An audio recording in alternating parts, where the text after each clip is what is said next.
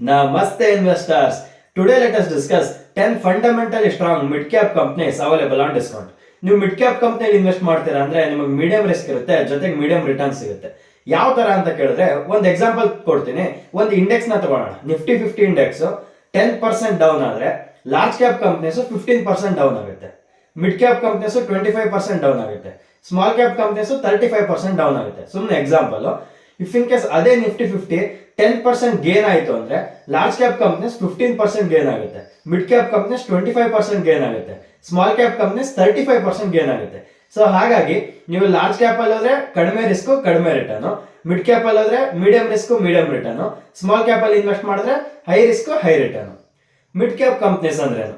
SEBI ಪ್ರಕಾರ ನೀವು last ವಿಡಿಯೋದಲ್ಲಿ ನೋಡಿರ್ಬೇಕು, ಲಾರ್ಜ್ ಕ್ಯಾಪ್ ಕಂಪ್ನೀಸ್ ಅಂದ್ರೆ ಟಾಪ್ 1 ಕಂಪ್ನಿಯಿಂದ ಟಾಪ್ 100th ಕಂಪ್ನಿವರೆಗೂ ಲಾರ್ಜ್ ಕ್ಯಾಪ್ ಅಂತೀವಿ, ಅಂದ್ರೆ ಮಾರ್ಕೆಟ್ ಕ್ಯಾಪಿಟಲ್ ಮೇಲೆ. ಮಿಡ್ ಕ್ಯಾಪ್ ಅಂದ್ರೆ ಟಾಪ್ 101 ಇಂದ ಟಾಪ್ 250 ವರೆಗೂ ಬರೋ ಕಂಪ್ನೀಸ್ ನಾವು ಮಿಡ್ ಕ್ಯಾಪ್ ಕಂಪ್ನೀಸ್ ಅಂತ ಕರಿತೀವಿ. ಸುಮಾರು ಜನ ಇನ್ಸ್ಟಾಗ್ರಾಮ್ ಅಲ್ಲಿ ಡಿಎಂ ಮಾಡ್ತಾ ಇದ್ರೆ ಸ್ಟಾಕ್ ಮಾರ್ಕೆಟ್ ಕಲಿಬೇಕು ಮತ್ತೆ ಇನ್ವೆಸ್ಟ್ಮೆಂಟ್ ಯಾವ ತರ ಮಾಡೋಣ ಅಂತ. ಸೊ ಡಿಸ್ಕ್ರಿಪ್ಷನ್ ಅಲ್ಲಿ ನಾನು ವಾಟ್ಸ್ಆಪ್ ಲಿಂಕ್ ಹಾಕಿರ್ತೇನೆ. ಆ ಲಿಂಕಿಗೆ ಹೋಗಿ ಜಾಯ್ನ್ ಆಗಿ ನಾವು ವೀಕೆಂಡ್ಸ್ ಅಲ್ಲಿ ಫ್ರೀ ವರ್ಕ್ಶಾಪ್ಸ್ ನ ಕಂಡಕ್ಟ್ ಮಾಡ್ತಿರ್ತೀವಿ. ನಾವು ಇಲ್ಲಿವರೆಗೂ ಅರೌಂಡ್ 500 ಮೆಂಬರ್ಸ್ಗೆ ಫ್ರೀ ಆಗಿ ಸ್ಟಾಕ್ ಮಾರ್ಕೆಟ್ ನ ಹೇಳ್ಕೊಟ್ಟಿದೀವಿ. ಸೊ ನೀವು ಅದ್ರದ್ದು ಅಡ್ವಾಂಟೇಜ್ ತಗೊಳ್ಳಿ. ಆಮೇಲೆ ಇನ್ನೊಂದು, ಇನ್ಸ್ಟಾಗ್ರಾಮ್ ಅಲ್ಲಿ ನಾವು 4000 ಫಾಲೋವರ್ಸ್ ನ ಕಂಪ್ಲೀಟ್ ಮಾಡಿದ್ದೇವೆ. ಸೊ ಇದೇ ತರ ಸಪೋರ್ಟ್ ಮಾಡಿ. ಆಮೇಲೆ ನನ್ನ ಯೂಟ್ಯೂಬ್ ವಿಡಿಯೋಸ್ನು ನಿಮ್ಮ ಫ್ರೆಂಡ್ ಜೊತೆಗೆ ಶೇರ್ ಮಾಡಿ. ಫಸ್ಟ್ ಸ್ಟಾಕ್ ಬಂದು ಜುಬ್ಲಿಯಂಟ್ ಫುಡ್ ವರ್ಕ್ಸ್ ಲಿಮಿಟೆಡ್ ಅಂತ. ಇದು ಡಾಮಿನೋಸ್ ಪಿಜ್ಜಾದು ನಮ್ಮ ಇಂಡಿಯಾದು ಮಾಸ್ಟರ್ ಫ್ರಾಂಚೈಸಿ ಇವ್ರ ಹತ್ರನೇ ಇದೆ. ನೀವು ಡಾಮಿನೋಸ್ದು ಏನಾದರೂ ಆರ್ಡರ್ ಮಾಡಿದಾಗ ಬಿಲ್ಲಿಂಗಲ್ಲಿ ನೋಡ್ಬೋದು, ನೀವು ಬಿಲ್ಲಲ್ಲಿ ಜುಬ್ಲಿಯಂಟ್ ಫುಡ್ ವರ್ಕ್ಸ್ ಲಿಮಿಟೆಡ್ ಅಂತ ಅದ್ರ ಮೇಲೆ ಬರೆದಿರುತ್ತೆ. ಸೊ ಅದೇ ಥರ ನೀವು ಏಕ್ದಮ್ಮು, ಹಾಂಗ್ಸ್ ಚಿಕನು, ಈ ಥರ ಸುಮಾರು ಕಂಪ್ನಿದು ಇದು ಮಾಸ್ಟರ್ ಫ್ರಾಂಚೈಸಿ ಇದೆ ನಮ್ಮ ಇಂಡಿಯಾಗೆ. ಇದ್ರ ಮಾರ್ಕೆಟ್ ಕ್ಯಾಪಿಟಲು 32,000 crore ಇದೆ. ಇದ್ರ ಹತ್ರ ರಿಸರ್ವ್ಸು 2,000 crore ಇದೆ. ಈ ಕಂಪ್ನಿ ಡೆಟ್ ಫ್ರೀ ಕಂಪ್ನಿ ಇದೆ. ಆಮೇಲೆ ಪ್ರಮೋಟ್ ಹೋಲ್ಡಿಂಗು 42% ಇದೆ. ಅದರಲ್ಲಿ 1.66% ಪ್ಲೆಡ್ಜ್ ಮಾಡಿದ್ದಾರೆ, ತುಂಬ ಕಡಿಮೆ ಇದೆ, ನೋ ಇಶ್ಯೂಸು. ಇದು ನೋಡ್ಬೋದು, ಆಲ್ ಟೈಮ್ ಇಂದ 44 ಅಪ್ರಾಕ್ಸ್ ನೀವು ಕ್ಯಾಲ್ಕುಲೇಟ್ ಮಾಡಿದ್ರೆ 45%ಗಿಂತ ಜಾಸ್ತಿನೇ ಸ್ಟಾಕ್ ಬಿದ್ದಿದೆ. ಏನಕ್ಕಂದ್ರೆ ನೀವು ನೋಡ್ಬೋದು, ಇಲ್ಲಿ ಮಾರ್ಚ್ 2020 ಅಕ್ಟೋಬರ್ 2021ವರೆಗೂ 200+% ರಿಟರ್ನ್ಸ್ ಕೊಟ್ಟಿದೆ. ಅಂದರೆ ನೀವು ಹಾಕಿರೋ ಅಮೌಂಟ್ನ 3 times ಮಾಡಿದೆ. ಹಾಗಾಗಿ ಪ್ರಾಫಿಟ್ ಬುಕ್ಕಿಂಗ್ ಆಗೋದು ಸಹಜ. ಅದಲ್ಲದೆ ನಿಫ್ಟಿ 50 ಕನ್ಸಲ್ಟೇಷನ್ ಫೇಸಲ್ಲಿದೆ ಅಲ್ಲ, ಹಾಗಾಗಿ ಮಿಡ್ ಕ್ಯಾಪ್ ಕಂಪ್ನೀಸ್ದೇನು ಮೂಮೆಂಟಮ್ ಬರ್ತಾ ಇಲ್ಲ. ಸೆಕೆಂಡ್ ಕಂಪ್ನಿ ಬಂದು ಹ್ಯಾಪಿಯೆಸ್ಟ್ ಮೈಂಡ್ಸ್ ಟೆಕ್ನಾಲಜೀಸ್ ಲಿಮಿಟೆಡ್ ಅಂತ. ಇದ್ರ market capital 12,000 crore, reserves company ಹತ್ರ 641 crore ಇದೆ. ಡೆಟ್ ಟು ಇಕ್ವಿಟಿ 0.31 ಇದೆ, ಅಂದರೆ ನೆಗ್ಲಿಜಿಬಲ್ ಡೆಟ್ಸ್ ಅಂತ ಹೇಳ್ಬೋದು. ಪ್ರಮೋಟ್ ಹೋಲ್ಡಿಂಗ್ ನೋಡ್ರಿ 53% ಇದೆ. 5.5% ಪ್ಲೆಡ್ಜ್ ಮಾಡಿದ್ದಾರೆ, ಅಂದರೆ ಪ್ಲೆಡ್ಜ್ ಮಾಡಿದ್ದು ಕಡಿಮೆನೇ ಇದೆ. ಈ ಕಂಪ್ನಿ ಮೇಜರ್ ಆಗಿ AI ಮೇಲೆ, ಬ್ಲಾಕ್ ಚೈನ್ ಮೇಲೆ, ಕ್ಲೌಡ್ ಮೇಲೆ, ಡಿಜಿಟಲ್ ಪ್ರೊಸೆಸ್ ಆಟೋಮೇಷನು, ರೊಬೋಟಿಕ್ಸು, ಡ್ರೋನ್ಸು, ಸೊ ಆ ಥರ ಟ್ರೆಂಡಿಂಗ್ ಸೆಕ್ಟರ್ಸಲ್ಲಿ ಈ ಕಂಪ್ನಿ ವರ್ಕ್ ಮಾಡುತ್ತೆ. ಇದನ್ನು ನೋಡ್ಬೋದು, ಆಲ್ ಟೈಮ್ ಇಂದ ಅಪ್ರಾಕ್ಸ್ 45% ಡೌನಲ್ಲಿದೆ. ಇದ್ರದ್ದು ರೀಸನ್ ಸೇಮು. ನವಂಬರ್ 2020 ಸೆಪ್ಟೆಂಬರ್ 2021 ಅವಾಗ ಬುಲ್ ರನ್ ಬಂದಿತ್ತಲ್ಲ, ಆ ಟೈಮಲ್ಲಿ 368% ರಿಟರ್ನ್ಸ್ ಕೊಟ್ಟಿದೆ. ಅಂದರೆ ಅಪ್ರಾಕ್ಸಿಮೇಟ್ಲಿ 4.5 times ನಿಮ್ಗೆ ರಿಟರ್ನ್ಸ್ ಕೊಟ್ಟಂಗೆ ಆಯ್ತಿದ್ದು. ಹಾಗಾಗಿ ಪ್ರಾಫಿಟ್ ಬುಕ್ಕಿಂಗ್ ಬರೋದು ಸಹಜ. ಥರ್ಡ್ ಕಂಪ್ನಿ ಇನ್ಫರ್ಡ್ಜ್ ಇಂಡಿಯಾ ಲಿಮಿಟೆಡ್ ಅಂತ. ಈ ಕಂಪ್ನಿ ಮೇಲೆ ನಾನು ಡೆಡಿಕೇಟೆಡ್ ಆಗಿ ಒಂದು ವಿಡಿಯೋ ಮಾಡಿದ್ದೀನಿ, ನೀವು ಹೋಗಿ ನೋಡ್ಬೋದು. ಇದರದ್ದು ಮಾರ್ಕೆಟ್ ಕ್ಯಾಪಿಟಲು 48,000 crore ಇದೆ. ರಿಸರ್ವ್ಸ್ ನೋಡ್ರಿ ಕಂಪ್ನಿ ಹತ್ರ 2,200 crore ಇದೆ. Debt to equity company debt free ಇದೆ. ಪ್ರಮೋಟ್ ಹೋಲ್ಡಿಂಗು 38% ಇದೆ. Foreign investors 31%, domestic institutional investors 17%. ನಾನು ನಿಮ್ಗೆ ಇನ್ನೊಂದು ಹೇಳಿದ್ದೀನಿ, ಪ್ರಮೋಟ್ ಹೋಲ್ಡಿಂಗ್ ಕಡಿಮೆ ಇದ್ದರೂ ಪರವಾಗಿಲ್ಲ, ಫಾರಿನ್ ಇನ್ವೆಸ್ಟರ್ಸು ಡೊಮೆಸ್ಟಿಕ್ ಇನ್ವೆಸ್ಟರ್ಸು ಇರಬೇಕು. ಇವು 3 ಜನದ್ದು ಕ್ಯಾಲ್ಕುಲೇಟ್ ಮಾಡಿ 75% ಇದ್ದರೆ ಬೆಟ್ರ್ ಅಂತ ಅನ್ಕೋಬೋದು. ಈಗ ಪ್ರಮೋಟರ್ಸ್ ಹೋಲ್ಡಿಂಗೇ ಜಾಸ್ತಿ ಇದ್ದರೆ ಇನ್ನೂ ಒಳ್ಳೆಯದು, ಬಿಕಾಸ್ ಆ ಕಂಪ್ನಿದು ಜಾಸ್ತಿ ಇನ್ಫಾರ್ಮೇಷನು ಪ್ರಮೋಟರ್ಸಿಗೆ ಗೊತ್ತಿರುತ್ತೆ. ಅದರ ನೆಕ್ಸ್ಟು ಡೊಮೆಸ್ಟಿಕ್ ಇನ್ವೆಸ್ಟರ್ಸ್ಗೆ, ಅದರ ನೆಕ್ಸ್ಟು ಫಾರಿನ್ ಇನ್ವೆಸ್ಟರ್ಸ್ಗೆ, ಎಲ್ಲದಕ್ಕಿಂತ ಲಾಸ್ಟು ನಾವು ರಿಟೇಲ್ ಇನ್ವೆಸ್ಟರ್ಸ್ಗೆ ಆ ಕಂಪ್ನಿದ ಇನ್ಫಾರ್ಮೇಷನ್ ಎಲ್ಲ ರೀಚ್ ಆಗುತ್ತೆ. ಹಾಗಾಗಿ ಇವ್ರು ಮೂವರು ಏನಾದರೂ ಕಂಪ್ನಿಲಿ ಜಾಸ್ತಿ ಶೇರ್ಸ್ನ ಬೈ ಮಾಡಿದ್ದಾರೆ ಅಂದರೆ ಅದು ಒಂದು ಒಳ್ಳೆ ಸೈನ್ ಅಂತ ಕನ್ಸಿಡರ್ ಮಾಡ್ಬೋದು. ಈ ಕಂಪ್ನಿದು ರೆವೆನ್ಯೂ Naukri.com 74% ಬರುತ್ತೆ, 99acres.com 14% ಬರುತ್ತೆ, ಇನ್ನು Shiksha.com ಆ ಥರ ಸುಮಾರು ಚಿಕ್ಕ ಇದ್ದಾವೆ, ಅದರಿಂದ 16% ಬರುತ್ತೆ. ಇನ್ಫೋಎಡ್ಜು ಸುಮಾರು ಸ್ಟಾರ್ಟಪ್ಸಲ್ಲೂ ಇನ್ವೆಸ್ಟ್ ಮಾಡಿದೆ. ಝೊಮ್ಯಾಟೋದಲ್ಲಿ 15% ಸ್ಟೇಕ್ ಇದೆ, ಪಾಲಿಸಿ ಬಜಾರಲ್ಲಿ 19.5% ಸ್ಟೇಕ್ ಇದೆ, ಪ್ರಿಂಟೋಲಿ 26% ಇದೆ, ಹ್ಯಾಪಿಲಿ ಅನ್ಮ್ಯಾರಿಡಲ್ಲಿ 30% ಇದೆ. ಇನ್ನು ಸುಮಾರು ಕಂಪ್ನೀಸ್ ಇದೆ, ಅದರಲ್ಲಿನೂ ಇನ್ಫೋಎಡ್ಜ್ ಇನ್ವೆಸ್ಟ್ ಮಾಡಿದೆ. ಇದನ್ನು ಆಲ್ಮೋಸ್ಟ್ 50% ಡೌನ್ ಇದೆ ಆಲ್ ಟೈಮ್ ಇಂದ. ರೀಸನ್ ಬಂದು ಪ್ರಾಫಿಟ್ ಬುಕ್ಕಿಂಗ್ ಆಗಿದೆ. ಇಲ್ಲಿ ನೋಡ್ಬೋದು ನೀವು ಬುಲ್ ರ್ಯಾಲಿ ಯಾವ ಥರ ತೊಗೊಂಡಿದೆ ಅಂತ. ಸೊ ಪ್ರಾಫಿಟ್ ಬುಕ್ಕಿಂಗ್ ಒಂದು ರೀಸನು. ಸೆಕೆಂಡ್ ರೀಸನ್ ಬಂದು ಝೊಮ್ಯಾಟೊ ಮತ್ತು ಪಾಲಿಸಿ ಬಜಾರು ತುಂಬ ಡ್ರಾಪ್ ಆಗಿದೆ IPO ಆದಮೇಲೆ. ಹಾಗಾಗಿ ಈ ಕಂಪ್ನಿಗೂ ಇಂಡೈರೆಕ್ಟ್ಲಿ ಹೊಡ್ತಾ ಬಿದ್ದಿದೆ. ಫೋರ್ತ್ ಕಂಪ್ನಿ ಬಂದು CDSL ಅಂತ, central depository service India limited. ಅಂದರೆ ಈಗ ನಾವು ಸ್ಟಾಕ್ ಮಾರ್ಕೆಟಲ್ಲಿ ಯಾವುದೇ ಸ್ಟಾಕ್ನ ಬೈ ಮತ್ತು ಸೆಲ್ ಮಾಡಿದ್ರೆ ನಾವು ನಮ್ಮ ಆ್ಯಪ್ ಅದನ್ನ ಸ್ಟೋರ್ ಮಾಡಿರಲ್ಲ. ಇಂಡಿಯಾದಲ್ಲಿ 2 ಡಿಪಾಸಿಟರ್ಸ್ ಇದೆ, ಒಂದು CDSL, ಒಂದು NSDL.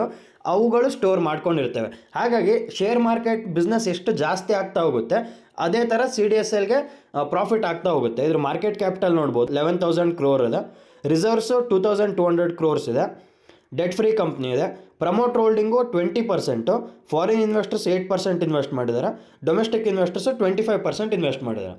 ಸೊ ಇದ್ರ ಸೋರ್ಸಸ್ ಆಫ್ ರೆವೆನ್ಯೂ ನೋಡ್ಬೋದು. CDSLದು ಆ್ಯನ್ಯುವಲ್ ಮೇಂಟೆನೆನ್ಸ್ ಚಾರ್ಜಸ್ಸಿಂದ 34% ರೆವೆನ್ಯೂ ಬರುತ್ತೆ, ಟ್ರಾನ್ಸಾಕ್ಷನ್ ಚಾರ್ಜಸ್ಸಿಂದ 19%, KYC ಸರ್ವಿಸಸ್ಸಿಂದ 16%, IPO ಆ್ಯಂಡ್ ಕಾರ್ಪೊರೇಟ್ ಟ್ಯಾಕ್ಷನಿಂದ 10%, ಅದರ್ ಸೋರ್ಸಸ್ಸಿಂದ 22%. ಸೊ ಯಾವ ಥರ ಸ್ಟಾಕ್ ಮಾರ್ಕೆಟಲ್ಲಿ ಇನ್ನೂ ಜನ ಜಾಸ್ತಿ ಬರ್ತಾರೆ, ಡಿಮ್ಯಾಟ್ ಅಕೌಂಟ್ ಜಾಸ್ತಿ ಆಗುತ್ತಂತ ನಿಮಗೆ ನಂಬಿಕೆ ಇದ್ದರೆ ನೀವು CDSLಲ್ಲಿ ಆರಾಮಾಗಿ ಇನ್ವೆಸ್ಟ್ ಮಾಡ್ಬೋದು. ನೆಕ್ಸ್ಟ್ ಕಂಪ್ನಿ ಕ್ಯಾಮ್ಸ್ ಅಂತ, computer age management service limited ಅಂತ. ಇದು ಒಂದು ಮ್ಯೂಚುವಲ್ ಫಂಡ್ ಟ್ರಾನ್ಸ್ಫರ್ ಏಜೆನ್ಸಿ. ಕ್ಯಾಮ್ಸ್ದು ಮಾರ್ಕೆಟ್ ಶೇರು 70% ಇದೆ, ಒಂಥರ ಮೊನೋಪೊಲಿ ಬಿಸ್ನೆಸ್ ಅಂತಲೇ ಹೇಳ್ಬೋದು.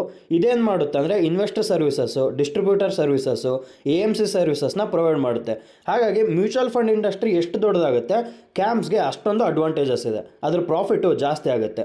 ಇದ್ರ ಮಾರ್ಕೆಟ್ ಕ್ಯಾಪಿಟಲ್ ನೋಡ್ಬೋದು 11,000 crore ಇದೆ, ಕಂಪ್ನಿ ಹತ್ರ ರಿಸರ್ವ್ಸು 555 crore ಇದೆ, debt free company, promoter holding 20% ಇದೆ, ಫಾರಿನ್ ಇನ್ವೆಸ್ಟರ್ಸು 32% ಇನ್ವೆಸ್ಟ್ ಮಾಡಿದ್ದಾರೆ, ಡೊಮೆಸ್ಟಿಕ್ ಇನ್ವೆಸ್ಟರ್ಸು 13% ಇನ್ವೆಸ್ಟ್ ಮಾಡಿದ್ದಾರೆ.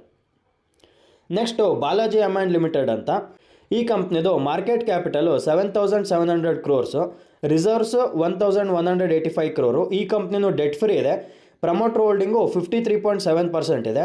ಈ ಕಂಪ್ನಿದು ಆಪರೇಟಿಂಗ್ ಪ್ರಾಫಿಟ್ ಮಾರ್ಜಿನು 28% ಇದೆ. ಸೊ ಇದು ರೆವೆನ್ಯೂ ಬ್ರೇಕ್ ಡೌನ್ ನೋಡೋಣ. ಅಮೈನ್ಸ್ ಬಿಸ್ನೆಸ್ಸಿಂದ 47% ಅಪ್ರಾಕ್ಸ್ ರೆವೆನ್ಯೂ ಬರುತ್ತೆ. ಆಮೇಲೆ ಸ್ಪೆಷಾಲಿಟಿ ಕೆಮಿಕಲ್ಸಿಂದ 53% ರೆವೆನ್ಯೂ ಬರುತ್ತೆ. ಆಮೇಲೆ ಈ ಕಂಪ್ನಿದು ಒಂದು ಏನು ಒಳ್ಳೆಯದಂದರೆ ಈ ಕಂಪ್ನಿ ಮಾಡೋ 60% ಪ್ರಾಡಕ್ಟ್ಸ್ ಇದೆ ಅಲ್ಲ, ಅದು ಇಂಡಿಯಾದಲ್ಲಿ ಇದು ಓನ್ಲಿ ಮ್ಯಾನುಫ್ಯಾಕ್ಚರರು. ಸೊ ಹಾಗಾಗಿ ಇದನ್ನು ಒಂದು ಮೊನೋಪೊಲಿ ಥರ ಆ್ಯಕ್ಟ್ ಮಾಡುತ್ತೆ. ಆಮೇಲೆ ಈ ಕಂಪ್ನಿ ಗ್ಲೋಬಲಲ್ಲಿ ಪ್ರೆಸೆನ್ಸ್ ಇದೆ. ಈ ಕಂಪ್ನಿದು ಕ್ಲೈಂಟ್ ಪ್ಲೇಸ್ ನೋಡಿ ತುಂಬ ಸಾಲಿಡ್ ಆಗಿದೆ. ನೆಕ್ಸ್ಟ್ ಕಂಪ್ನಿ ಬಂದು ಟಾಟಾ ಎಲೆಕ್ಸ್ ಅಂತ. ಇದ್ರ ಮಾರ್ಕೆಟ್ ಕ್ಯಾಪಿಟಲು ಅಪ್ರಾಕ್ಸ್ 40,000 crore ಇದೆ, ಕಂಪ್ನಿ ಹತ್ರ ರಿಸರ್ವ್ಸು 1,600 crore ಇದೆ, ಡೆಟ್ ಟು ಇಕ್ವಿಟಿ 0.11 ಇದೆ. ಸೊ ನೆಗ್ಲಿಜಿಬಲ್ ಡೆಟ್ಸ್ ಅಂತ ಹೇಳ್ಬೋದು. ಪ್ರಮೋಟ್ ಹೋಲ್ಡಿಂಗು 44% ಇದೆ, ಆಪರೇಟಿಂಗ್ ಪ್ರಾಫಿಟ್ ಮಾರ್ಜಿನು 32% ಇದೆ. ಇದು ನೋಡ್ಬೋದು ಆಲ್ ಟೈಮ್ ಇಂದ ಅಪ್ರಾಕ್ಸ್ 45% ಡೌನ್ ಇದೆ.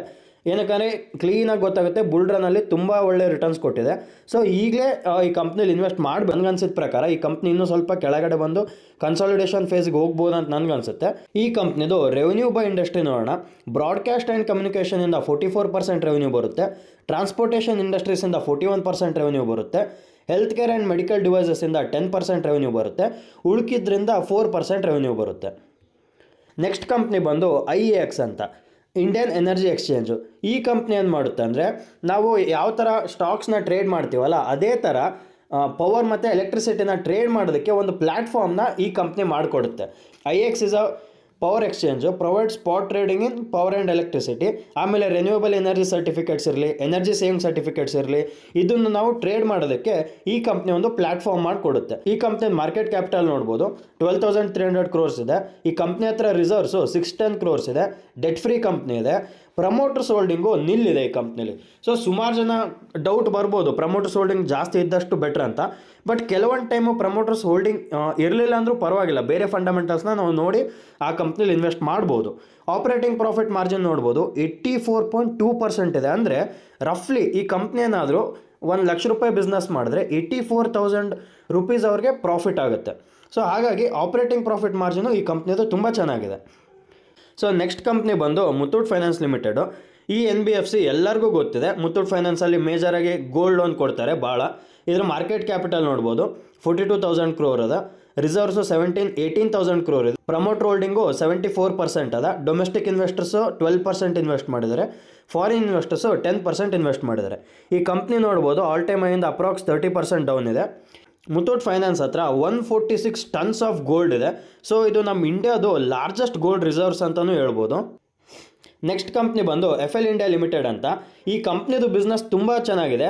ನೀವು ಆ್ಯಪ್ಸ್ ಎಲ್ಲ ನಾವು ಯೂಸ್ ಮಾಡ್ತೀವಲ್ಲ, ಆ್ಯಪ್ಸ್ ಯೂಸ್ ಮಾಡಬೇಕಾದ್ರೆ ನಮ್ಗೆ ಇನ್ ಬಿಟ್ವೀನ್ ಆ್ಯಡ್ಸ್ ಬರುತ್ತಲ್ಲ, ಯಾರ್ಯಾರಿಗೆ ಯಾವ್ಯಾವ ಥರ ಆ್ಯಡ್ಸ್ ಕಳಿಸ್ಬೇಕು ಅನ್ನೋದು ಈ ಕಂಪ್ನಿ ವರ್ಕ್ ಮಾಡುತ್ತೆ. ಇದ್ರ ಮಾರ್ಕೆಟ್ ಕ್ಯಾಪಿಟಲು 13,000 crore ಇದೆ, ರಿಸರ್ವ್ಸ್ 1,000 crore ಇದೆ, ಡೆಟ್ ಫ್ರೀ ಕಂಪ್ನಿ ಇದೆ, ಪ್ರಮೋಟ್ ಹೋಲ್ಡಿಂಗು 60% ಇದೆ.